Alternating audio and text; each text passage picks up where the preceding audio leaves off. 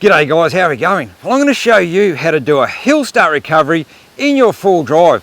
But this time you're going up a steep hill, you may have stalled it or you may have selected the wrong gear and now you've come to a stop, but you want to continue up that track to get to wherever you're going. Well, jump in, we'll go through the procedures on how that's done. Let's get into it. Okay, so you're going up this hill here. I've got second gear, low range selected, going along all right at the moment. And all of a sudden, you might come to, quite a steep pinch here that second gear is just not going to cut it. So what are you going to do? The last thing you want to do now is jump on that clutch, try and get it into first gear. In case you miss it, then you start rolling back down the hill. So just jump on the brake and stall the vehicle right where it is. So now I've got 1 point of braking, holding the vehicle here on the hill. Turn that key back just 1 click.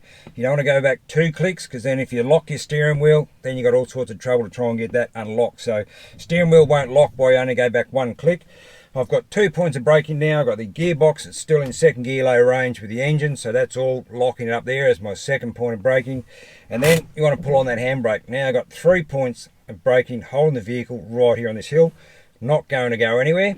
So it's nice and safe, and it's going to give you a bit of time to regain your thoughts, just in case you've had a bit of a situation to get to where you are right here.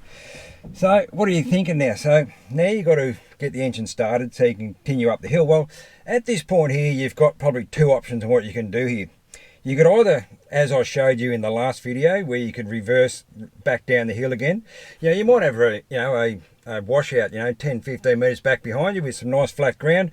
Well, you can apply that technique, get back down to that washout, regain your thought, select the first gear, low range, and then continue up that track to where you want to go. But from this point off, you mightn't have that option, so you got to go right from where you are, right here. So how are we going to go about doing that? Well, first thing is, I've still got all my braking level going on. I've got to get it from second gear low range into first gear low range so I can continue on. So foot on the clutch, straight into first gear, foot off the clutch. Now I've got 3 points of braking, again holding my vehicle here on the hill. But now we've got to get the engine started. So how are we going to go about doing that? Well, you put your foot on the clutch, but I've still got now 2 points of braking holding my vehicle. I've still got the handbrake, I've still got my foot on the brake down there. Let's get the engine started.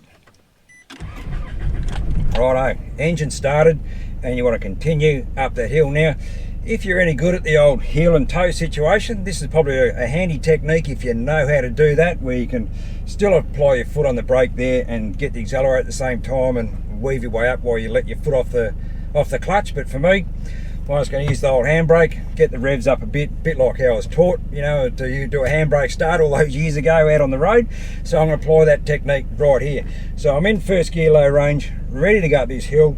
I've got my handbrake still on, I've got the button pushed in, ready to go. I'm going to take my foot off the brake here and then get on the accelerator just to get those revs up. And here we go, revs up, slowly release that handbrake, and here we go. And just drive straight off.